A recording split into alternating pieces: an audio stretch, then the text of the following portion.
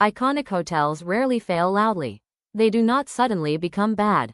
They do not lose cleanliness, service standards, or reviews. They lose something far more fragile: edge. And the most dangerous part? They can remain premium, profitable, highly rated, while their iconic gravity quietly disappears. This is not about crisis. It is about structural fade. Luxury decay is not operational failure. It is the slow erosion of identity, authority, and emotional distinctiveness. In acquisitions, this is often mispriced. In ownership cycles, it is often ignored. In governance structures, it is rarely diagnosed correctly. And by the time it becomes visible in numbers, exit value has already been capped. This is where fading begins. Standards become too perfect, service is polished, delivery is flawless, training is exceptional, but atmosphere becomes emotionally neutral. Luxury turns into a smooth surface. Guests leave saying, "It was lovely, but nothing stood out." That sentence should alarm any legendary property. Consistency becomes a substitute for meaning. Check-in becomes efficient, not ceremonial. There is no emotional reset, only procedure. When precision replaces soul, authority begins to thin. The hotel is still impressive. The lobby is beautiful. The scent is refined. The music is curated, but none of it transmits identity. It transmits category. The property enters what I call luxury sameness. 5-star signals without narrative gravity. Guests photograph the lobby, but they do not feel it.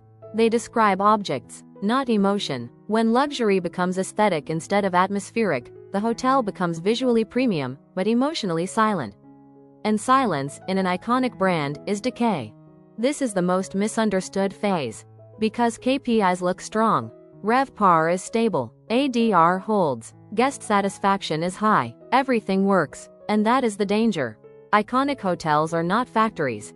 They are living rituals, but consistency becomes code for same tone, same ritual, same delivery, every day, for everyone. Over time, it kills surprise, contrast, mystery, tension. Repeat guests say, "It was exactly the same as last time."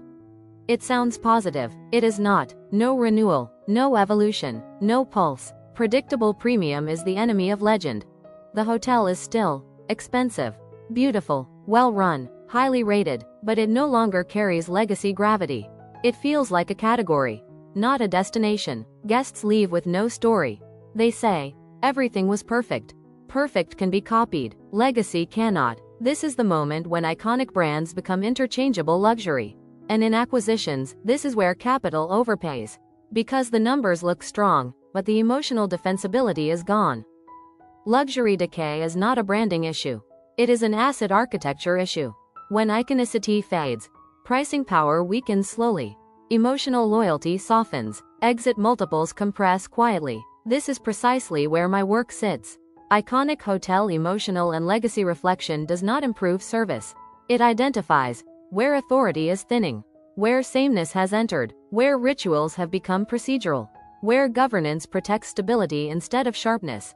Because fades are reversible, but only if diagnosed early. Before performance declines, before repositioning becomes forced, before capital realizes the asset has become replaceable.